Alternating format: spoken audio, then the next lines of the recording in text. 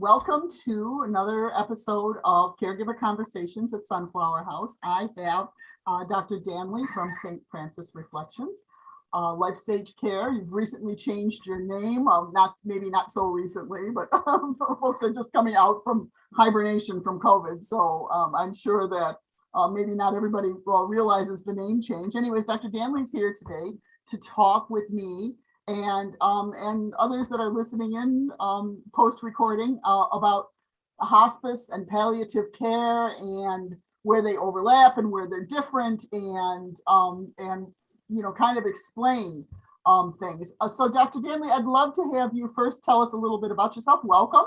If you could tell me a little bit about yourself, that would be great. Yeah. Hi, I'm Diane Danley, and I'm a hospice and palliative care doctor. I'm board certified in family medicine, also in hospice as a hospice medical director, and also a fellow of the American Academy of Hospice and Palliative Medicine. So it is an honor to speak with you today. I come from 30 years of experience in medicine in general, and in palliative care and hospice since 2007. So I've had a number of years of practice. So it's a delight to chat with you today, and thank you for this time. Thank you so very much. So when you get a chance, I think you've got a PowerPoint presentation. You're going to start to share your screen and bring it up. Oh, there it is. Very good. Now let's see if I can navigate. We'll find out. The problem is there's inverse age between navigation and computer literacy and your expertise in it. No idea how many times I wish I had a 14-year-old boy I could just drag out of the closet to help me with this. I'm just, tell me what to do. Right. So the talk is titled Palliative and Hospice Care, Bridging the Gap in Illness. And I think that there's a lot of misunderstanding, and I thought this particular title would help us understand what is really, what is hospice and palliative care. Mm-hmm. So today, this is what I look like, at least on a very good day with lots of touch-up. My objectives today are describing what hospice and palliative care is and describe differences, including eligibility, timing, payment, location, and underscore the importance of initiating conversations about patient preferences and goals of care and end of life way upstream of death. I just want to also reach out and know that this can be a very difficult discussion, because anytime we talk about end of life or nearing end of life, it brings us all, it all affects us. And I just want to acknowledge that it takes courage. And I just hope my presentation inspires you and lifts you up, even as we discuss difficult items. I want to let you know there's going to be a question and answer session at the end. And on top of that, I'm going to use a case to kind of show you what the differences are. I think that it makes a lot more sense if you can see. It's like trying to describe how a bicycle works, but once you see it, it makes a lot more sense. Mm-hmm. So first of all, life stage care or hospice and palliative care. Palliative care is care that starts with the onset of any diagnosis of a potentially life-limiting or life-threatening illness. And palliative care is a portion, so hospice is actually end-of-life palliative care. And that's when a person's prognosis is 6 months or less. And so we have both palliative and hospice care so we can bridge this gap in sudden or progressive illness, so that we can help people negotiate the complexities of getting older and developing illnesses. So what is palliative care? It's a specialized medical care for people with serious illness. They focus on providing patients with relief of symptoms and stress of a serious illness. It ultimately improves quality of life for both the patient and the family. And the team works together with the patient, other care providers to provide an extra layer of support. So this is where I'm describing what the bicycle looks like. The philosophy of palliative care is that it's patient and family-centered care that optimizes quality of life by anticipating, preventing, and treating suffering. So that means we got to talk about it. You can't do something you can't talk about. So it means we do a lot of listening and a lot of exploring about what's important to people.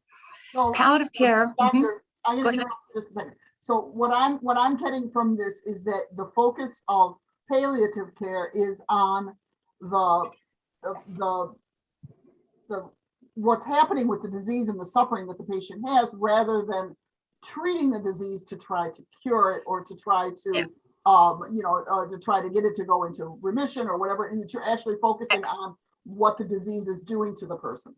So that's pretty close to right. I do want to let you know palliative care is in addition to those treatment options.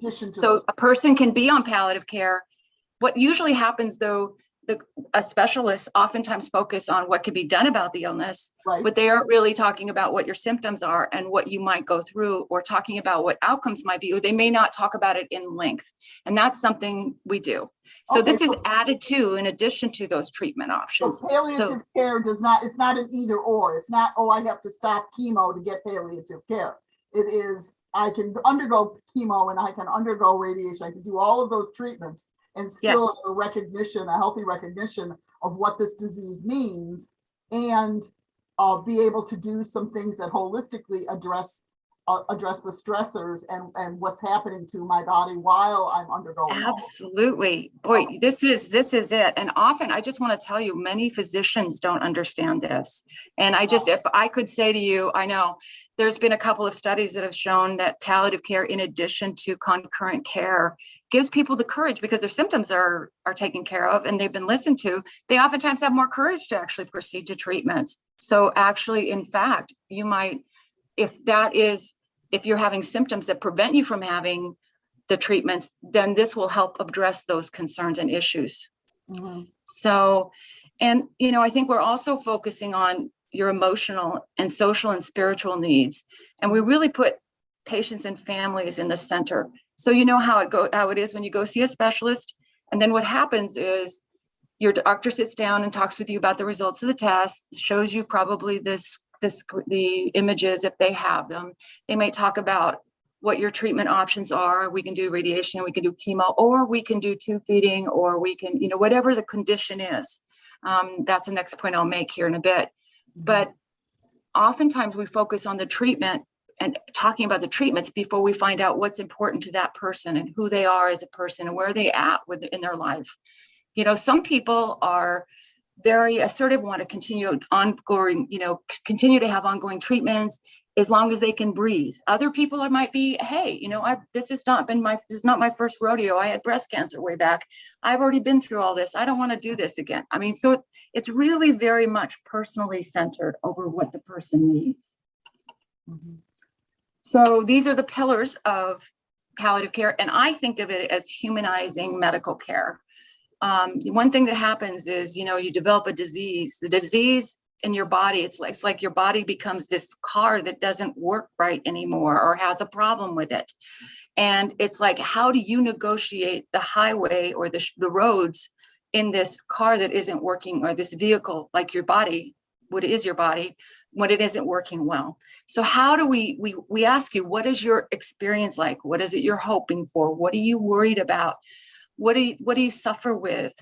So we're very much into the personal experience of the person inside the body, and we focus on the person inside the body and not just the body, if that makes sense. Absolutely. So I'm thinking of it in terms of sort of like, if the analogy of being in a car and being able to navigate is to be able to actually be driving the car to some extent, to actually feel no longer like you're a passenger in the back seat, but being able to say like, okay, yeah, you know what, I have the ability to turn the wheel a little bit, let go of the gas a little bit, hit the brakes a little bit, take a different road if I choose. So it's actually, I'm getting the impression that analogy really fits well. Yeah, it really does work. And your car can have Alzheimer's, or your car can have kidney disease, or your car can have diabetes or heart disease or cancer, right, or dementia. So it can have any of those things. The question is, how do we treat you and your body as things go along, and what's the experience for you and your family and the impact on the family? We look at the patient and family. So this is why it's so important caregivers know about this, because you're much a part of the treatment plan and the therapies as the patient is, because we understand that people aren't beings in and of themselves solo, no man's an island, right? our families are what support us through illness, or our friends, our connections with others is what supports us through illness. Wow. So this is the whole idea of why it's so important for us to have these conversations. And we discuss things in such a way that we ask, what is it you want to know? What is it you wonder about? What is it that you're fretting over, worry about in the middle of the night? What is it that you are hoping for? So oftentimes we'll talk about goals of care. So goals of care are, what does it look like if things go well? What would you be able to do? So things like, I want to play with my grandchildren. I want to be able to watch a movie with my loved one and eat popcorn. I want to be able to continue to take care of myself for as long as I can, but when I do need help, I need to make sure I'm safe. Those kinds of issues and concerns. So really kind of looking at it from a very humanistic perspective. Right. And the good news is that outcomes are much better when people have early palliative care at this onset of a diagnosis, potentially life-limiting or life-threatening, or chronic illness that's progressive. That early and frequent palliative care can be very helpful in helping outcomes, as well as decreasing hospitalizations and improving patients' sense of autonomy, being able to control their lives. So again, it's working on quality of living. So I tell people, you know how medicine is supposed to save lives. Well, the way I see it is we ultimately will all go on to die. I'm just going to tell you the bad news. I know it's the bad news. Okay. The good news is that we can live while we're alive. And so what we can save, when we can't save lives, we can save the quality of living. So that's the way I look at it. And whether that person, for that quality of life for one person would be to have ongoing treatment, even if they could just reach down and pet their dog. If that's quality of life, then that's quality of life. And we're basically there to hope for the best, but prepare for the rest. So, we want to encourage people to have treatments. It's not anti-treatment. It's very much around what is the best for you, who you are in your body, and what your experiences have been, and what your overall condition is. Mhm. So again, I can't say it often enough. It's appropriate at any age or at any stage. And yes, we do have children in palliative care. Yes, it can be provided along with curative treatment. This is where most physicians, at least us older physicians, are not very aware. They think of palliative care just like hospice, when it's absolutely not. So it's based on need. It typically is paid for by your regular insurance if it's covered, and it's provided by highly trained and certified providers. I'm sorry, there's no I in that slide, but so I did an extra fellowship, even though I was grandfathered in initially to palliative care, and I just really wanted to be able to be in a place where I could teach, because coming out of a fellowship, you learn a lot. You learn a lot when you're a student, and I'm a perpetual student. So how does palliative care work? They work hand in hand with the patient's current care team. They support the patient and family while receiving aggressive and curative treatment. We're oftentimes, because of our way we're set up, we oftentimes identify unmet needs or social challenges. So for example, if we noticed, let's say there's Joe and Cindy, and Joe has an illness and Cindy's his wife and been the caregiver, and she's starting to get tired. We can notice those things and get some social supports online, help apply for Medicaid application if necessary. So those are things we can do. And how we do it is we provide outpatients visits in the community. It's done with a nurse practitioner who's registered, and we see patients in their private homes, in assisted living facilities, or in their skilled nursing facilities. Again, these people can be receiving home health services at the same time. So it's wherever they live, wherever they call wherever home. they live, right, exactly. And wherever they might be at the moment. So for example, in the hospital, if they happen to be in the hospital, we can do inpatient visits in the hospital on a consultative basis. So we talked about relief of symptoms.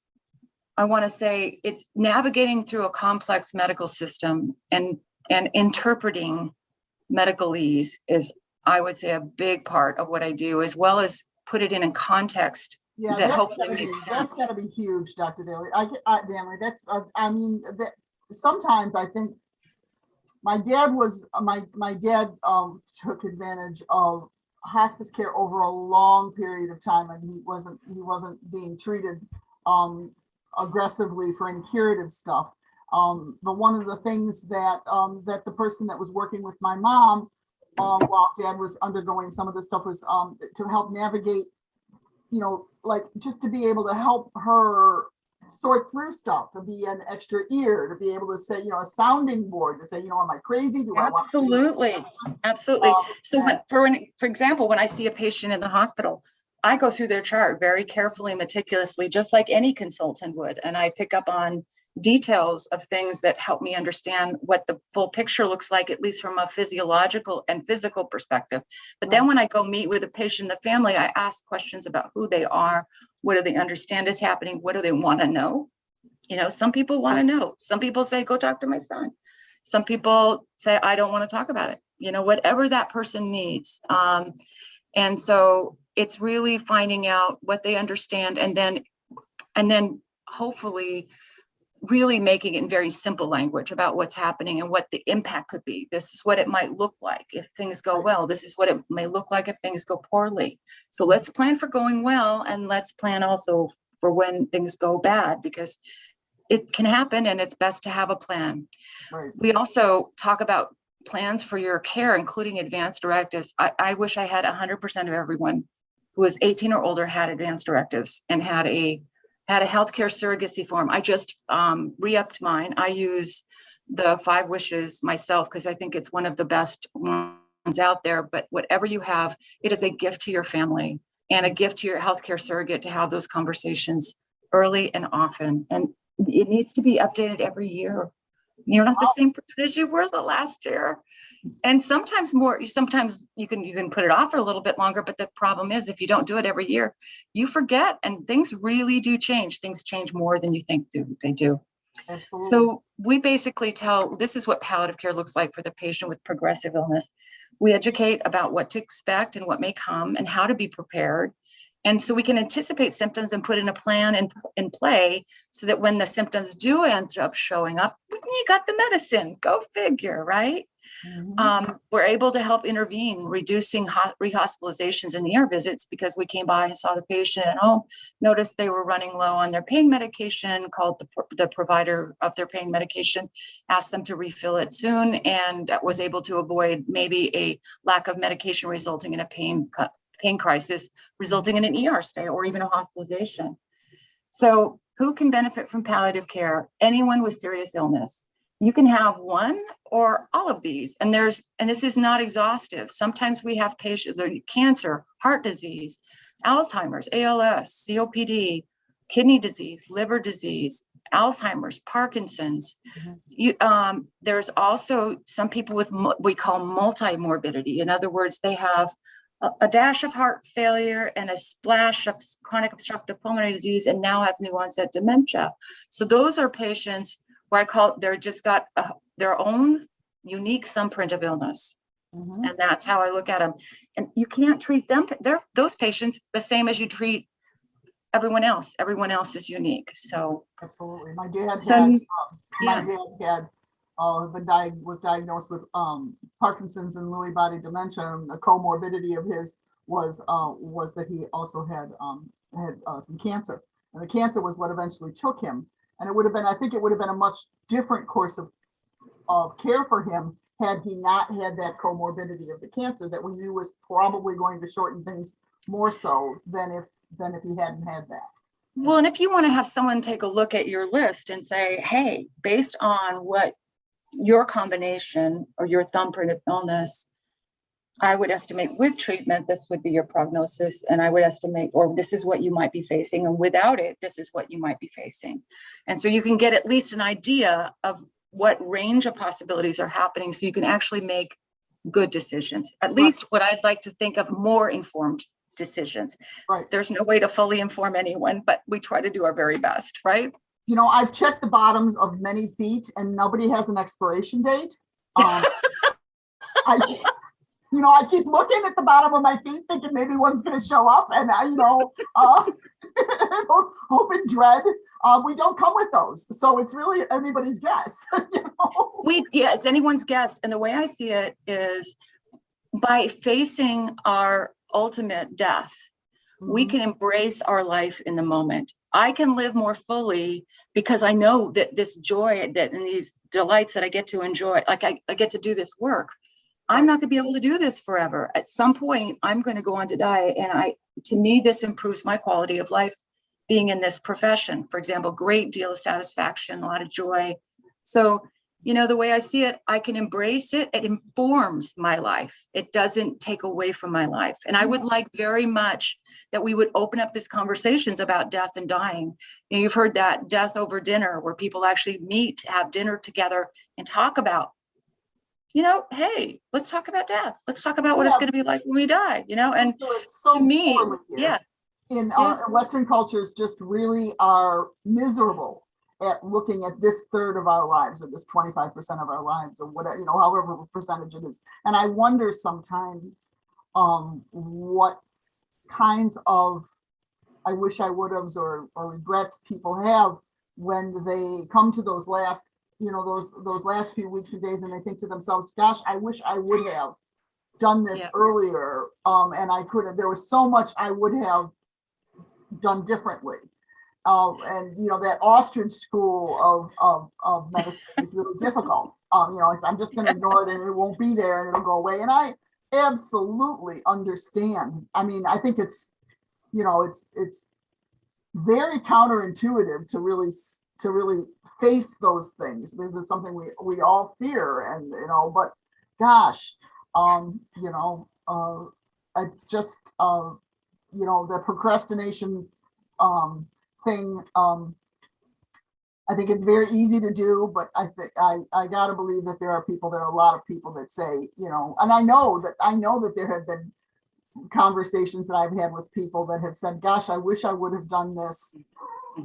I've heard it not infrequently. I wish I hadn't, but I've heard it very frequently. Right. I've also heard you're the first one, and it's not that I'm saying I'm any better than anyone, but you're the first one who's really told us in a way that we can understand what's happening. And and I'm not saying that I'm wonderful or anything like that. I'm simply saying that physicians in the past have traditionally not been trained in having these discussions. So there's gaps. We don't like to necessarily think of the gaps that the traditional Western medical world has, and I think that doctors could very much use additional training in that, along with and I know that they've gotten better over the past few decades, but with nutrition and community care and all of those other things that people just sort of. It's hard to fit that into all the other training that you're having when you're in your medical school and internship and residency. How do you fit that in when you're already working 16-hour days? But I think it has a value. So we're kind of countercultural, that's for sure. And the other thing that is now happening is with training programs that every physician has to do a palliative care rotation. So in education and training, which I think is brilliant. So long coming. Yes, absolutely. So I'm just switching gears up here a little bit. I put this slide in you to remind us that we're now going to kind of talk about hospice just briefly. You just noticed that this list that was just palliative care also is the same list for hospice. People can also have some more non-specific issues, things like losing weight for unknown reasons. That's called sarcopenia, or dementia of unknown cause. So anyone who can benefit, anyone who has a 6-month or less prognosis can benefit from hospice care. So the way I like to see it is the earlier you can refer a patient to hospice, and generally our palliative care consults can help us also identify people that might benefit from hospice, is I'd like to think of hospice as a beginning that's not an end. And the way I say this is, the reason I say this is the earlier we get people into hospice, the better they do, the longer they live in general, with people with chronic progressive illness. If people are dying suddenly, there's oftentimes not much we can do other than really afford them comfort. So I just want it's covered by Medicare. And I also want we're not, the mean stay or average stay of someone in hospice is 7 days. And that's just tragic. When we could have been there for at least 3 to 6 months, it takes a minimum of 90 days to really benefit completely from hospice. So I just want you to know that it's a medical benefit. It's available when the patient's prognosis is more than likely on the order of 6 months or less. The patient is no longer benefiting from rehospitalization for chronic or acute life-limiting illness. And it's a switch, like you're taking one type of Medicare, but now you get to move the switch over to another type of Medicare.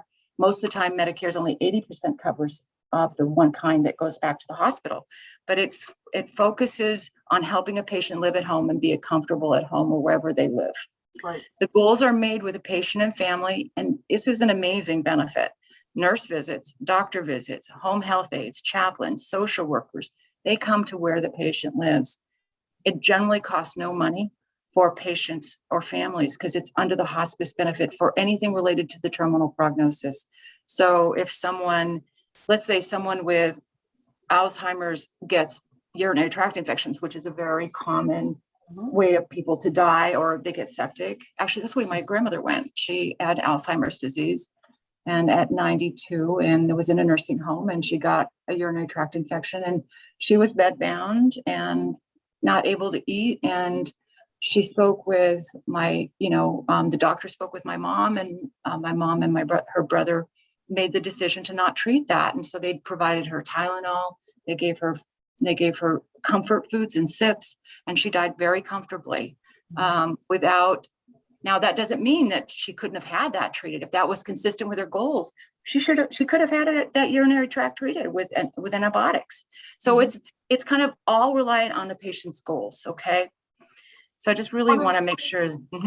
Yeah, one of the things that I wanted to throw out there that, again, my dad, when he was on hospice care, my mom, and he made the decision, mostly it was my mom, but by that time, Dad's Lewy body was pretty advanced. He actually was on hospice care for longer than 6 months, even though the doctors kept saying, we don't know why he's still, and that's fine. That's another thing I want you to know. It's not a promise that you're going to die in 6 months. Actually, we're delighted if you don't. And I think that actually, we call it the hospice cure when people live much longer past their expected deadline. And it's because they're getting there's energies going toward taking care of their symptoms, enjoying their life.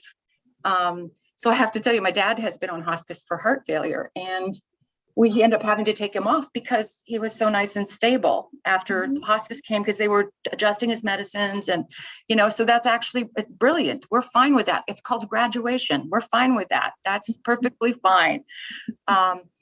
The other thing I want to make sure all these things are covered. The list here is medications, equipment, nursing visits, home health aid, social work, some therapies, and you get lots of love from us. We're very cuddly folks, and we give support, bereavement support for caregivers and families. We also have a special veterans program that is where we identify veterans, and they have a veteran ceremony, which can be after going through battle and what they've done for our country. They deserve a special recognition. So I wanted to just touch base briefly on the different types of care there is. There is routine level of care, which is the care given in a patient's home or wherever the patient lives. There's a general inpatient level of care, which is where a patient is admitted to the hospital or a separate freestanding inpatient unit. By the way, we have two.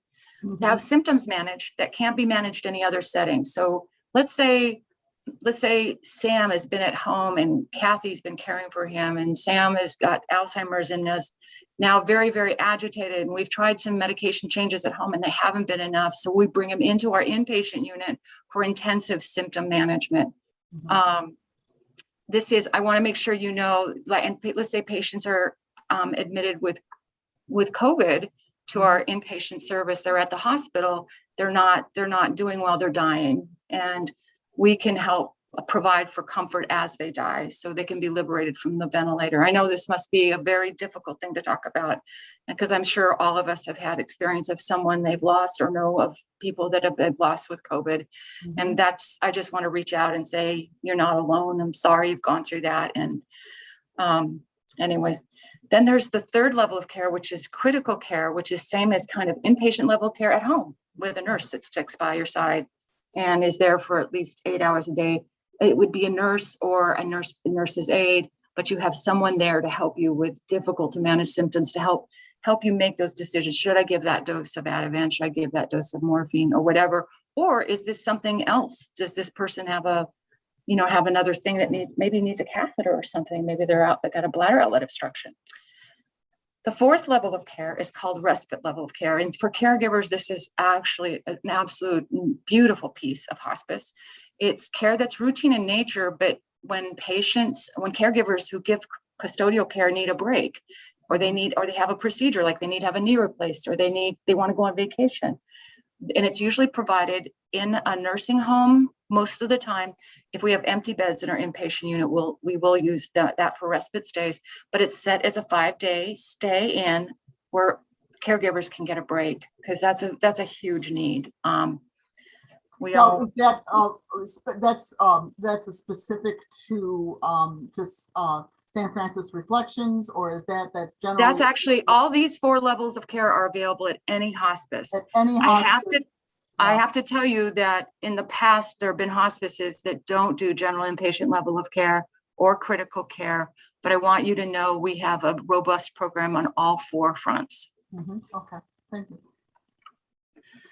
So there's always somebody to help. You're at home and there's a crisis. You don't know what to do. We are your 911. Call us. Don't call the squad. Call us, and we will get someone out there faster than it would take for you probably to get to the ER, or even before you could even see the ER doc. So, and a nurse can be dispatched to your home or wherever the patient lives, and can contact the on-call provider to assess the patient's issues, to resolve them in a timely, effective manner, taking into context the person's goals of care. And that is our phone number. All right, let's talk about some misunderstandings. Okay, I think you touched on one earlier. Can you use up the benefit? The answer is no. It's not restricted to 6 months. It is restricted. The point is you get reevaluated, and if you're having ongoing decline and you feel like your prognosis continues to be at 6 months or less because of the more decline, then we can keep you on service. Okay. And that's what happened with my dad. His blood work was continuing to decline. His weight was continuing to decline. Mm-hmm. And, physically he looked relatively stable, but mm-hmm. all of his stuff was saying to the doctors and the hospice folks, this isn't going to be much longer. And he wound up living for, I think, like 19 months. Mm-hmm. It was really amazing. Pain-free and with mom, and this is where we talk about if you're already stressed and your body's stressed and you're having uncontrolled pain or shortness of air, it makes sense to me that you probably would die sooner because all your reserves are being built up trying to manage your own symptoms. Whereas mm-hmm. if you get treatments for those symptoms, you can oftentimes have a little more in the tank, more physiological reserve in the tank, going back to the car analogy. So what if you develop a new or different condition, which is unrelated to the terminal diagnosis? So let's say you fall and break a hip, or you fall and break your wrist, or you develop pneumonia and it's not related, and it's completely unrelated. And let's say you tried antibiotics at home and weren't getting any better. You can always revoke your hospice benefit and they will not hold it against you. I just want to make sure that you know that to call and work with your hospice provider. You'd be surprised what we can do. We can oftentimes bring someone into our inpatient unit and treat them with IV antibiotics there if we need to as well. So just saying, do they try to talk you out of useful treatments to keep their costs down? This is a big one for me. The answer is no. I do want you to know that as you get sicker and sicker, your chance of benefiting from treatments gets worse and worse. Your chance goes down. You also become more sensitive to having a bad reaction to medication or interventions because you're more vulnerable to them as you get sicker. So there comes a point in time where certain medications or procedures have lost a benefit to you, and they are no more likely to help you than not. An example might be CPR in someone with advanced heart disease, in someone who has advanced congestive heart failure, who, there's nothing more that they can do from a medical perspective other than manage medically. Doing CPR and that someone like that is likely not going to work. And it's probably going to cause some suffering as a person dies. So I just want you to look at it. It's not to save money. It's to treat that person who that person is and honor where they are on their life trajectory, if that makes sense. Absolutely. So I've got a question, doctor. So if I am on hospice, so I've been on palliative care, and we've made the decision to move over into the hospice portion of that palliative care, and then I get a urinary tract infection, or I get pneumonia, and my family and I have decided we really do want to treat that because we think that it is treatable. We can move out of hospice care, but then we still can be in palliative care, correct? So this is what, so for example, I want you to know, most people don't know this, but hospice uses antibiotics all the time. I just want to make sure you know, so maybe a better example is, let's say somebody who was on for renal failure decided to go back and get a trial of dialysis. Then that person could cross into our palliative care service and be followed along as they started having dialysis, in case if it goes better than what we thought would, fantastic. And palliative care can continue to follow you as an outpatient, so that when or if something happens, there's a plan in place for moving you along wherever your body is on your life trajectory. Okay. So does that help? Yeah, that's what I was just wanted to make sure that you're not totally walking. No. If somebody needs to move out of hospice care because of a change in their physical status, it doesn't mean that any of the hospice palliative care folks are walking away from you. It's just you're moving into a different phase of that can help to deal with that. And then my assumption is that you can then re-enter hospice at the point where that becomes appropriate, correct? That's exactly right. And that's why I called this bridging the gap. You know, it's like there's been this huge gap where it's either all treatment or no treatment. And I just want you to know, I think you're beginning to hear that hospice does not mean no treatment. Right. And I think you're seeing that revoking hospice means that people can continue to follow and help support you and provide symptom relief and give you support while you're negotiating your new decision to make sure that what's happening is what you want to have happen. And also addressing any new problems that show up. So very, very good. Thank you. Another one that comes up is, do you have to be a no code to come on hospice? And the answer is no, you do not have to be a no code. All right. People can want to have CPR. Can you change your mind later after you get on hospice? Absolutely. Here's another one of my favorites. Do they give you medicine to put you down or euthanize you or to shorten your life? The answer is no. No. Can I say it again? No. We treat symptoms and we use medicines proportionately to manage those symptoms. I tell people, think of hospice and palliative care as a splint, not a shoehorn into death, but a splint to support you while you're walking on your path. So I can't say this enough. We do not do anything to cause death. Do we treat children and babies? Yes, we do. And unfortunately, there's a lot of illness in this world. Babies and children oftentimes have illness or cancers or congenital syndromes, and we do, and we love taking care of them. So we're one of the few hospices that do. So I thought we'd move into, let's see, how much more time do I have? Oh, you got plenty. Okay, good. The case of Uncle Jim. It's time to exercise what we've learned. All right. So let's just talk about your dear Uncle Jim. Your uncle's diagnosed with moderately advanced prostate cancer, and he also has some chronic underlying heart and lung disease. And he and his oncologist discuss treatment options, and he decides to get some radiation treatment and take some oral chemotherapy, but he can't have a radical prostatectomy because of his heart disease. It's just not a good, it's a very big surgery. And so he doesn't want to do that. And you know about palliative care. And so the minute you heard he got diagnosed with advanced prostate cancer, you said, I think you need to see palliative care. And so he asked his oncologist for palliative care referral after being prompted by you. So when he gets seen, he's been having symptoms of aching in his bones, and he sees, this is St. Francis Reflections palliative care team. The palliative care prescribes a course of steroids to help massage his symptoms until radiation is complete and effective, because it takes 2 to 3 weeks to get benefit from radiation. Uncle Jim is so impressed with you, and they talk about advanced directives, that he just thinks that you would be the best healthcare surrogate for him. So he makes you his healthcare surrogate, and as his healthcare surrogate, it's important that you come with them to at least, or be at his house when the palliative care consultant comes by, so you can talk about goals of care, prognosis, and all those kinds of things. So you get a feel for what Uncle Jim wants, because it's better to know.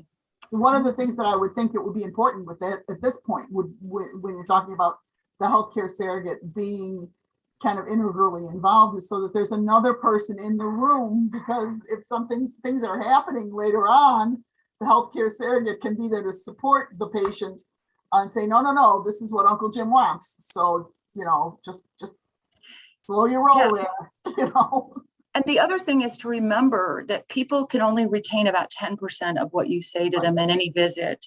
And I always tell people, doctor visits or consultant visits, if you can have another ear there, it's huge. It just really improves understanding, and also you can get clear on some of those things.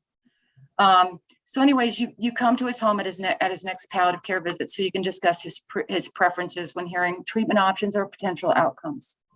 So that was great. Now, the good news is he's able to enjoy golfing, which has been his lifelong pursuit, and camping in his trailer. And he's feeling so good that he and your aunt decide to make plans to visit local national parks and make a family trip of it. Go visit old relatives they hadn't seen for a while. And at his visit, they can do all those things on palliative care. They don't have to be home. And actually, we can do some of these things on hospice too. I just want you to know, because we can, yes, and I can address that question. That's a great thing you brought up, because that can also be on hospice. If patients are mobile enough and they still have a prognosis of 6 months or less, sometimes we can strike a deal with another hospice to take over the care in the region where that person's traveling to. So that's those services. We do that with children all the time. If they want to go to Disneyland, or they want to go, to the park, or they want to go, out of our county. So if they want to travel and they can, then we try to provide for cross coverage for them on that.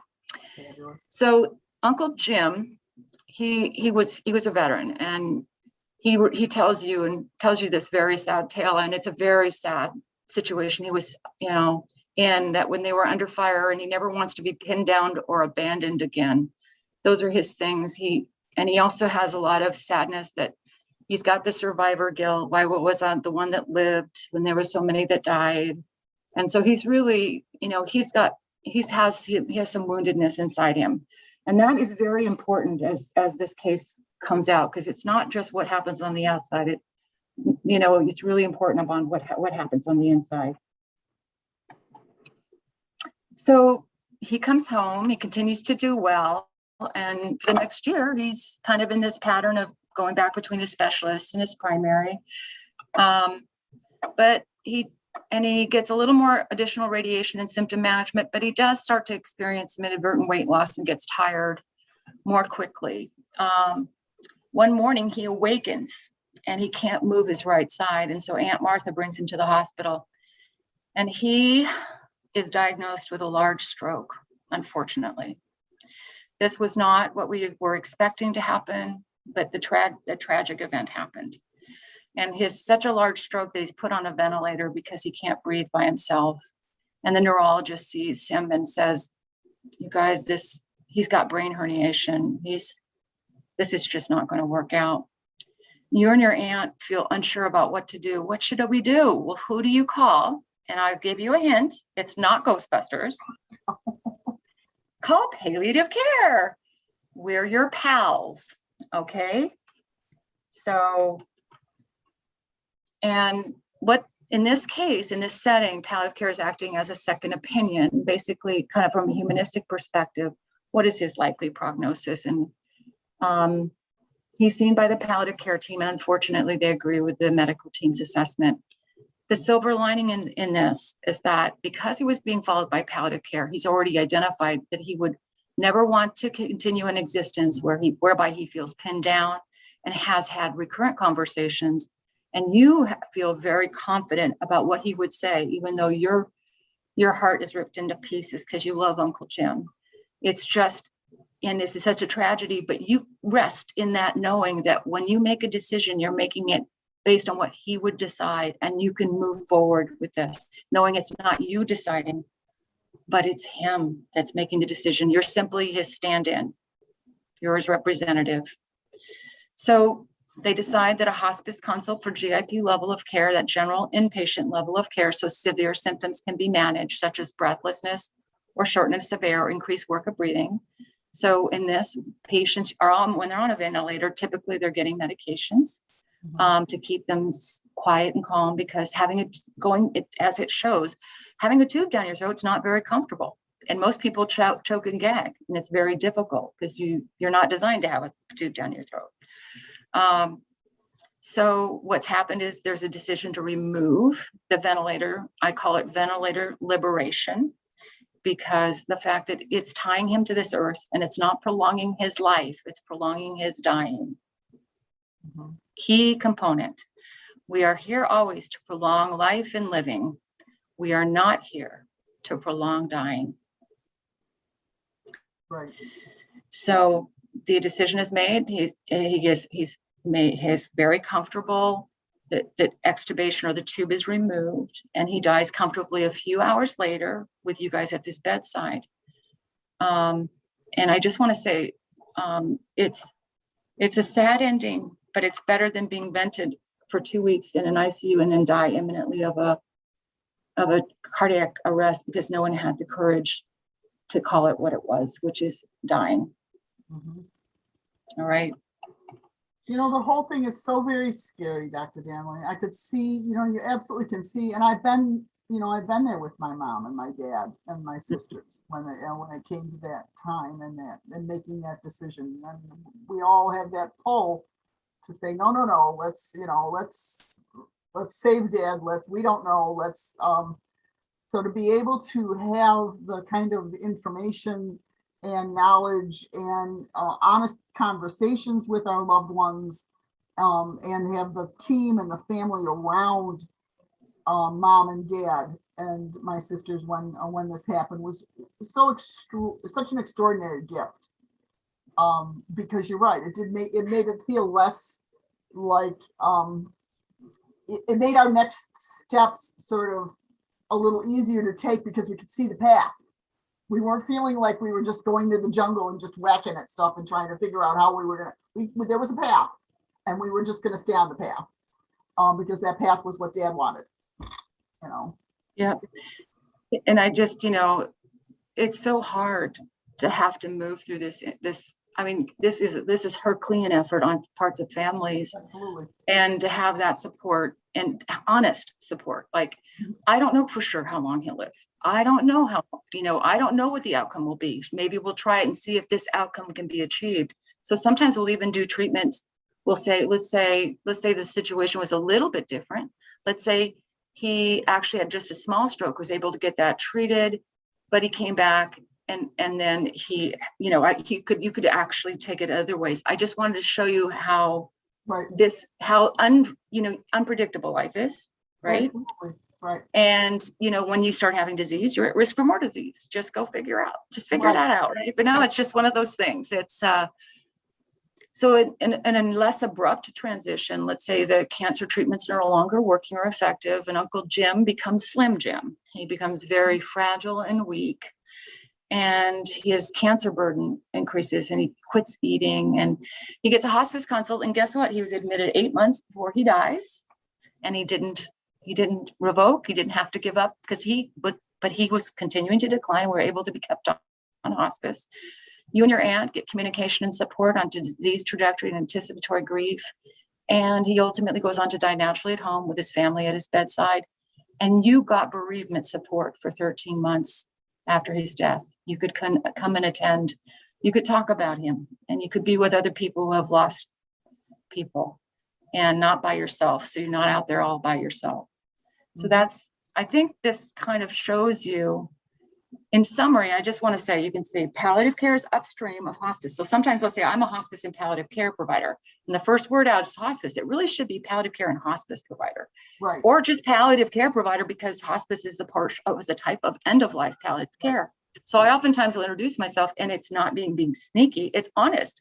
I am a palliative care provider, because hospice is a type of palliative care that's given at the end of life.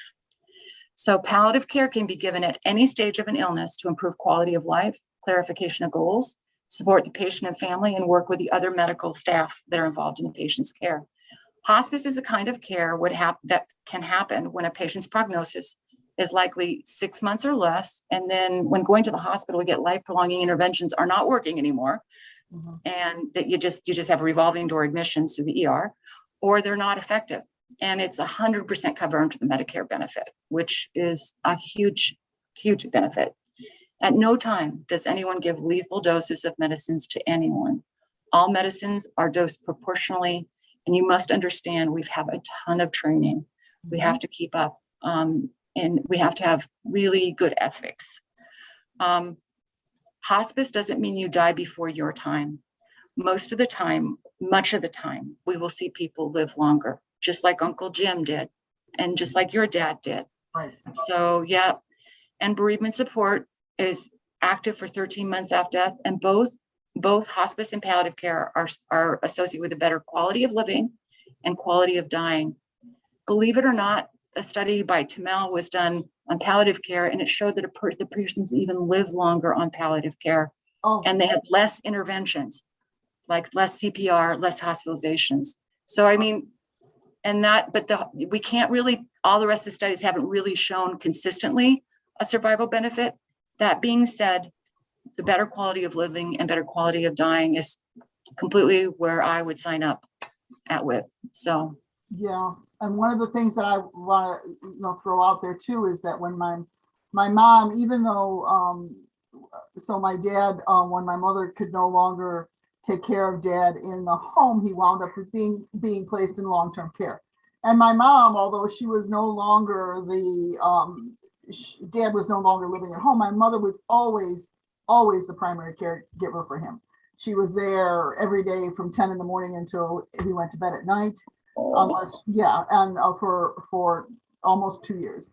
And oftentimes did a lot of his own care, even though the team was there. But what I'm getting at is the fact that he was admitted into hospice and care. They hadn't expected him to live as long, but it was having that team around my mom and my dad that support around my mom and my dad that really made such a huge transformational difference in the care that was being taken of him.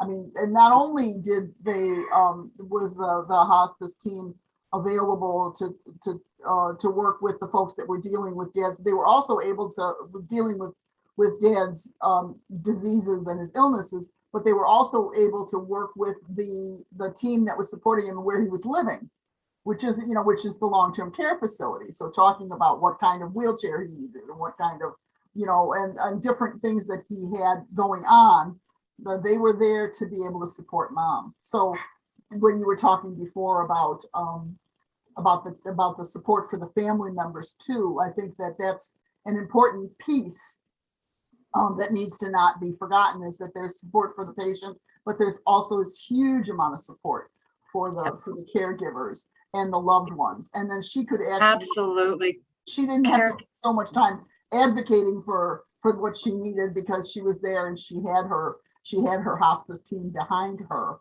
And it was great, so. That's my it's great. Well, thank you for putting up with my presentation. I hope it was useful or helpful. It's been such a delight to speak with you. I appreciate the honor of being able to speak with you. And, I just want to make sure that I'm warning you. Many physicians are really, they just don't understand what palliative care is. So oftentimes patients and caregivers have to advocate to get the referrals or consults. So I just want to make sure that we're trying to educate. It takes a while. So yeah, I get that, and yeah, so that's one of the reasons why Sunflower House is out here, and we're doing things like these caregiver conversations, Dr. Danley. I'm so happy that you came to do this, so that people have it. Oh, gee, I didn't even know that was out there. Because obviously, if there's a miscommunication or just a lack of general thinking about it, those can be gaps where people don't realize that it's out there because nobody talks to them about it. You don't know. Well, that's just it. It's not, people Yeah. don't think of palliative care when it actually is it's a specialty that's based in primary care. It's Right. like having kind of a primary care voice in a person with advanced illness. It Mhm. may not be your family doctor, but it is a primary care voice, and it's bringing it back to family and patient-centered care to Right. make it real. Right. And that's huge. So, and you don't know what you don't know, I mean, so people aren't going to just all of a sudden wake up and say, oh yeah, palliative care, when they haven't ever really been exposed to it or known, or, have that, and things have changed over the decades. My degree is in nursing, but I graduated back, in the early 1980s, and things have changed so much. They really have. In the past 40 years. It's just amazing. So people who have this, I had an antiquated understanding of what that looked like based on what it was I did when I was in the nursing field 40 years ago. And here's a newsflash, lots of things have changed. So it's great to have sort of an updated idea so people can be educated. When you know better, you do better, right? Hey, you bet. The good news is we got to keep it real and keep it human, right? Thank you so very much. My pleasure. Thank you so much. This is the number for people to be able to call if they want to talk to somebody at St. Francis here in Brevard County, correct? Yes, this is the phone number. This one call does it all. Be careful. I think there might be a franchise issue with me using that, but that's okay. Yeah, there might be some licensing things there. Okay, terrific. Thank you so very much, Dr. My pleasure. You have a great day. Thank you. Bye-bye. Bye. So now,